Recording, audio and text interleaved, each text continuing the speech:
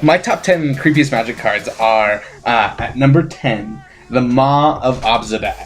It is black, white, and 3 colorless card for a creature. It's got a 3/3 body. Nothing super spectacular, right? But the art is actually what makes it super creepy. It is a demon with a golden face mask lined up, like tearing open its stomach with like teeth lined on its stomach. And there are people who are climbing a staircase, and it's like grabbing one and putting it into its stomach. It is super, super creepy. Now, even worse than that is the flavor text. It reads, "The devout sacrifice themselves, hoping to escape their debts to the guild, but many end up owing them in the afterlife." Horizontal dicks.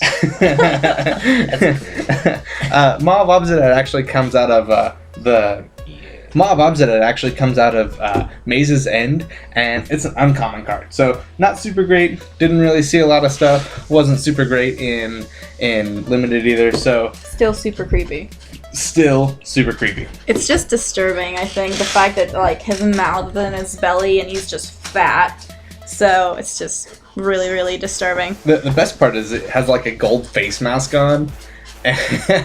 and so like there's fat coming out underneath it, and you can't even see its face. It doesn't look like it has a mouth because of the mouth on its stomach. Super creepy.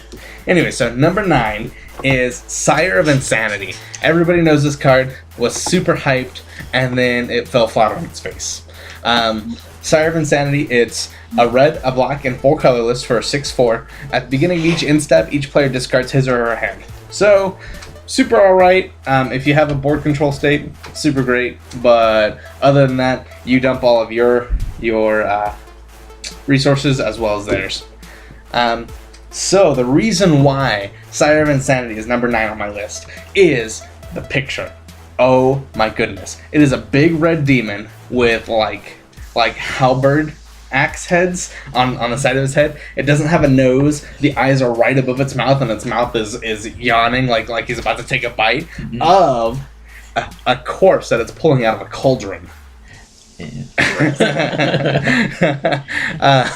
Yeah, so it's that. The corpse coming out of the cauldron is just kind of limp, so it looks dead already, and oh my goodness, I would not want to be that dude. The flavor text also reads, its victims become mindless lunatics. Conveniently, that's the first step to joining the cult of Rakdos. Rakdos is the red-black cult on Ravnica, and it's all about crazy, incoherent, mindless slaughter. Super great. Number 8 on my list is, incidentally, a 3rd card from Return to Ravnica. This one's Slaughter Games. It is a red, a black, and 2 colorless. Can't be countered, and you name an online card, you search target opponent's graveyard, hand, and library for any number of those cards with that name, exile them. Then that player shuffles his or her library. Super, super great. Works a lot like Surgical Extraction. It hits all the same stuff. The only problem is it's not 1 Phyrexian mana. Instead of being generally free, you have to pay 4. Best part about it is it can't be countered. Worst part about it, it's a sorcery. Other than that, the reason why Slaughter Games is number 7 on this list, number 8 on this list, is because of the perspective of the art on the card. Now, I told you that this was another one of those Rakdos cards, right? Well, the perspective on this card is like you had just waken up to a Rakdos raiding party standing above your bed. They have knives and forks and a butcher's cleaver. And they're all looking down at you. Very good way to wake up. Reminds me of Hostel. Yeah, or like, what is it? The Purge? Where they all have masks on, but they're still going to slaughter you or something, yeah. That's what it reminds me of, too. Super fucking creepy. Anyways, Rakdos are some messed up people. Super great to play. Super awful to be friends with. So number 7 is a card called Necrotic Ooze. Now this was a pretty cool card. Didn't really have a lot of places in Standard for a long time. It found a place in Commander for a little bit, but then they changed how the thing that it worked with worked. But the reason why Necrotic Ooze is on this list is the art once again. And incidentally, the flavor text. The art is corpses lying in a heap, and the ooze is devouring them. Necrotic Ooze actually comes from Scars of Mirrodin, and it's a 4/3 creature for 2 black and 2 colorless. The ability is meh. Says as long as Necrotic Ooze is on the battlefield, it has all activated abilities of all creatures in all graveyards. It's alright. Used to work really good. Super great with Triskelion. But other than that, the ooze is actually growing on the corpses. And the corpses are becoming part of the ooze, which is super, super weird. In the background, you can actually see machinery. Because this actually takes place on Mirrodin, this is whenever the Phyrexians are invading. And Phyrexians, as you know, are half metal, half sentient creatures. Half dead, half alive metal creatures. And the flavor text on this is, "To death all must go, and so in death lies ultimate power," by Geth, Lord of the Vault. Geth is one of the figures from the distant history of Magic past. Super, super evil dude. Super great. Number 6 on the list is one of my favorite cards from the history of Magic. It's called Macabre Waltz. Now, this card isn't really good at all, at all. but I like the art a lot, and it comes from Dissension. Super fucking creepy. The reason why this is number 6 on the list is because of the art. You have 2 misshapen human bodies dancing in blood, and not just dancing, they're waltzing. The dude's head looks like a skinned rat's head. It's his maw is open, just dripping blood. There's blood everywhere. His chest looks super weird. It looks like they haven't eaten along malnourished. That's what I was the word that I was looking for. Looks like they're malnourished, and it looks really fucking creepy. So the quote on this card is actually one of my favorite. It's a quote from one of my favorite legendary creatures from all of Magic. It's by Savra, Queen of the Golgari, and the quote is, "All dead move to the hollow rhythm of necromancy." Pretty cool, right?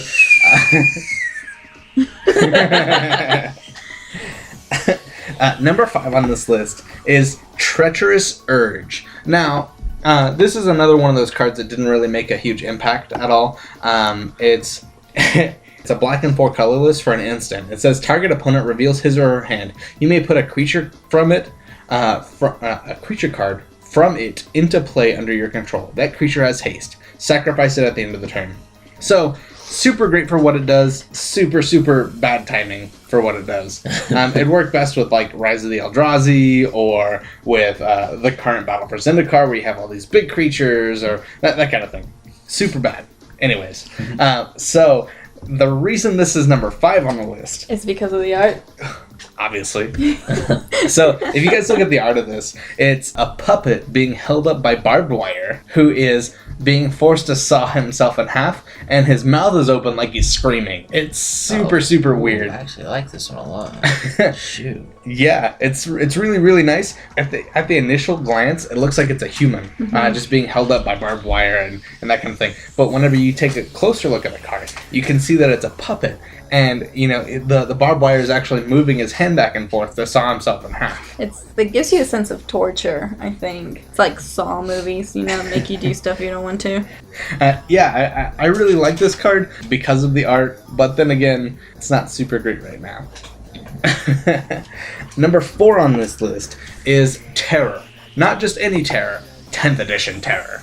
Oh my goodness. It shows a man who's puking up his muscle, who's then puking up the bones, who's then eating the foot of the man. Dude, this card's sick. So Terror is a depiction of the death cycle. I wonder if they're just eating each other instead of puking each other up. That's up to you.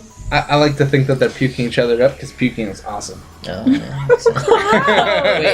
Yeah, that makes sense. But other than that, it's a typical Terror card.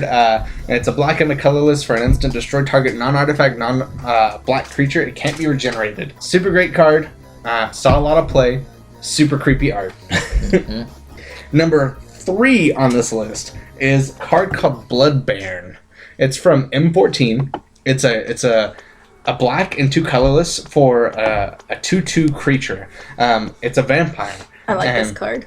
It has sacrifice another creature. Bloodbairn gets +2/+2 until end of turn. So pretty decent effect. I wouldn't pay a 3 converted mana cost for a 2/2 unless the effect was pretty powerful, which this one pretty much is. I think I would definitely run it. The art on this and the flavor text is what landed this in at number 3. The art is the depiction of a childlike vampire with 2 fresh adult kills in the back. And, there's blood leaking off of them, and the child has blood on his hands, and he's, wiping it away from his lips like he's just gotten done eating.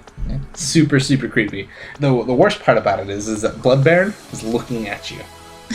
And the flavor text. I think the flavor text is what basically puts it all together. She's not looking at me. The flavor text is, the travelers were warned to watch out for children on the road. I really like that flavor text because it sort of gives you a sense of, watch out for kids on the road like any other day. But then you look at the image and you're like, oh, that's what they mean. Number 2 on this list is a format all-star. This card.